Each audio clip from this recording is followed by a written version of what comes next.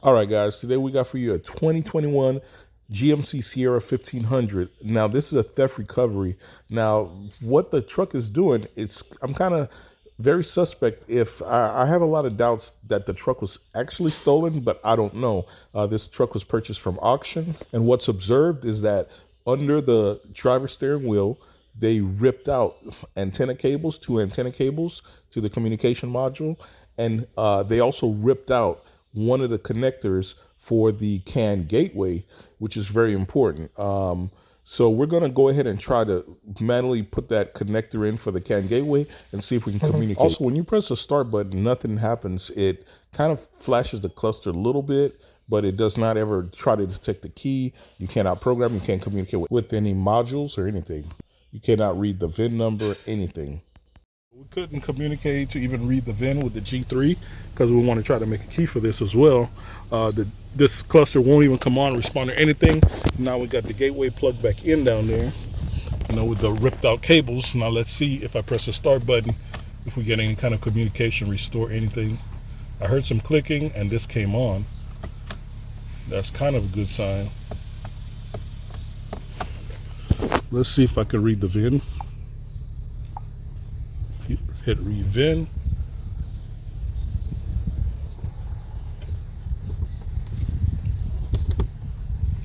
I'm going to try to hit the power button too.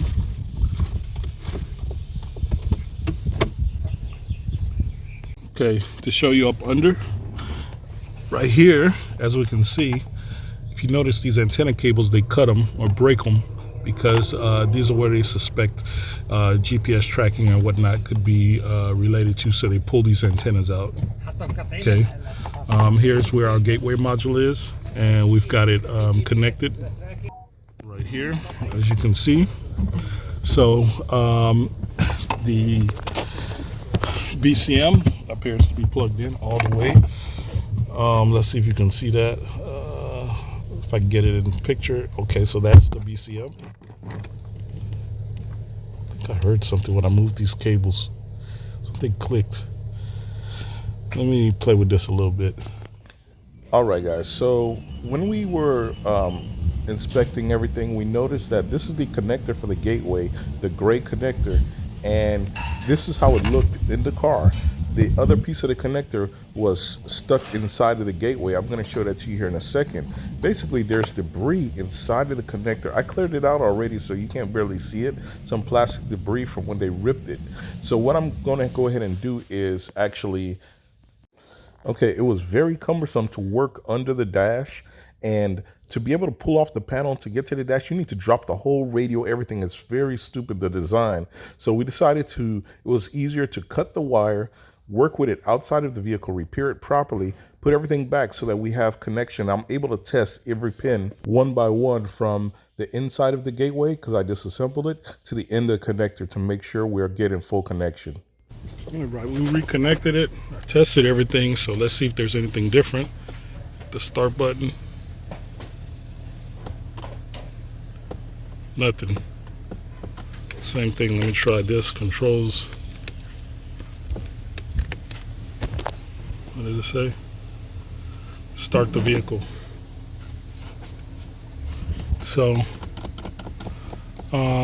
we need to try it and see maybe if we can read the VIN number. Try to program to all keys lost. Let's see.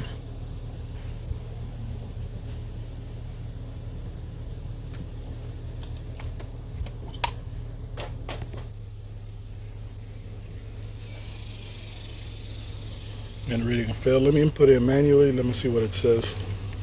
All right, got that in. Tell it okay. I think that's right. Okay, I might have typed it in wrong. Try to go in manually. GMC USA. This is a what is this truck? Sierra 1500 Prox. This is 21 and 23. I don't know what type it is. Let's try the new type. Let me see key count. Start stop button one time, which I did. I heard it click. Let's see what it does. If we can communicate with some of the systems now that we got the gateway connected. No.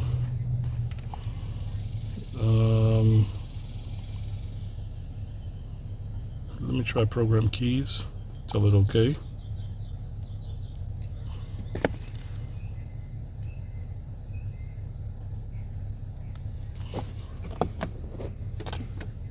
I just hit the start button.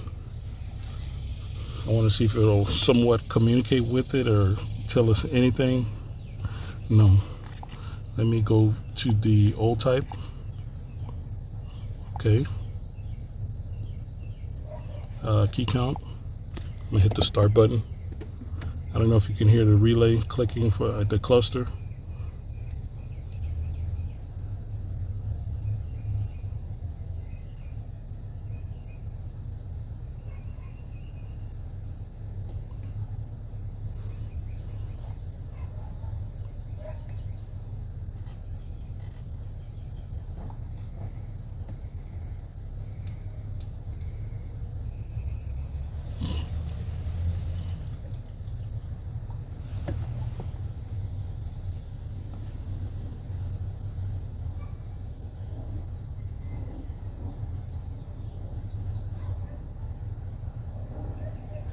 Nothing.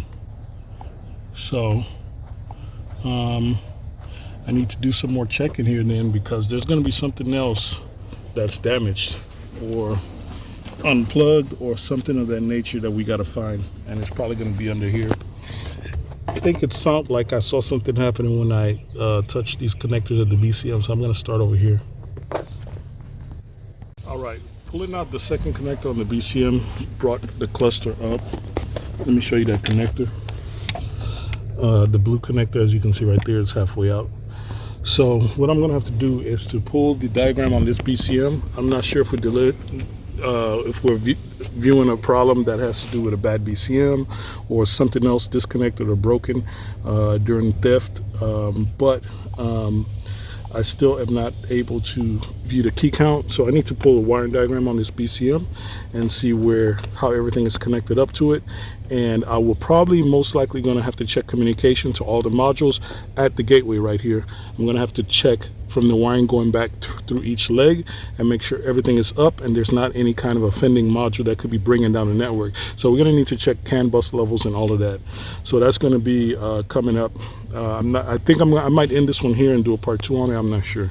I can tell you right now, between 6 and 14, we're getting 123 ohms resistance. Now we're going to have to pull the wiring diagram on this one to see what we're supposed to be getting on everything coming from the gateway. So we're going to come back on that. We are with the serial gateway connector, and that is X1. So this is the pin out for X1. So red and violet, battery positive voltage, pin 1. Okay. Yeah, this pin 1 is going to be one to check, because I'm not sure if we've got current there. We're going to definitely need to double check that too, because if you don't have current on the gateway power there, you can definitely have issues. We're going to check K56 now, X2. So that's the X2 connector. By the way, I believe they're exactly, the pin out might be almost the same, or if they're not the same, the color is what's different of the connector. One is black and one is blue. So pins 1, 2, 3 are empty here. These are all networks here. So we got start voltage here, which is violet and black. Okay, so that's with the ignition on. All right, man, so here's kind of a physical representation of it on the color wiring diagram. So you can see we got battery power right there. And this pretty much shows X1. Zoom it in a bit better there so you can see that. And that is the ground, as you can see. Pin 7, signal ground. Found the problem. The other fuse box is over there on that side. Here's one on this side, but the side you need to worry about is on the passenger side. And here is the fuse chart, what it looks like for those that might need it. Right? So you know what it says. And I'm going to show you the fuse that was blown. And as you can see right now, we've got here, it just came up. If I hit start, let's see what it does now. If it does anything different. Yeah, now you see that it says place the key here. So now we got good communication with everything. We'll be able to do a all keys lost on this, and we're probably going to do this with the Obedi Star G3. ¿Cuál era? And that was the fuse that was blown that caused all the problems right there. So keep that in mind, guys. Yeah, so anyway, you got the diagrams too for the gateway to troubleshoot any issues with this vehicle. Guys, on this vehicle, I'm not even sure it was successfully started from this theft. I can tell that we can see the damage they did under the connector was bad. They broke it. That gives me a lot of doubt that they actually started this vehicle. The red wire was not supplying power, and that fuse is what did it. All right, so as you can see here, the red wire is pin 1, as from the diagram, and that fuse powers that cable. As I tested it, I had no power there. So the next logical thing was to go and try to find that fuse, which I instructed my guy to go over to that fuse panel on the other side, and that's where we found it. Now, I believe that fuse was blown because when they ripped that connector out of the CAN gateway module, it pulled the actual cover off of that connector, and those wires were exposed, and most likely some of them touched, which caused it to ground and actually short out that fuse. Now with those connectors naked like that, it would be very difficult to plug it into like a replacement gateway if they attempted to do something of that nature. And of course, if the fuse is blown at that point, definitely it's not starting. Now, I don't know what this person was attempting, but I do know they broke the lock to the door to get access to entry into the vehicle. But outside of that, the only other thing I could think of, if they brought a whole nother module set and they plugged it into the gateway and attempted to take over controls or modules that are now pushed off of that wire that on X1 that they ripped out. But I know they wouldn't be able to plug into the gateway because the gray cover for that connector was lodged into the actual gateway, so you wouldn't be able to plug anything else in there. So I have a lot of doubt that this vehicle was actually successfully started or stolen, and I don't even think it was high-tech theft in this case. Maybe it was just an amateur trying just to see what he can do, but I don't see any, the way they did this, ripping out the gateway, you're not going to be able to program any keys at all. So definitely there was not any type of key programming involved in this one. But anyway, that's going to be it on this one, guys. So if you didn't know this, now you know, and knowing is half the battle. Click that thumbs up button, like and subscribe. See you on the next one.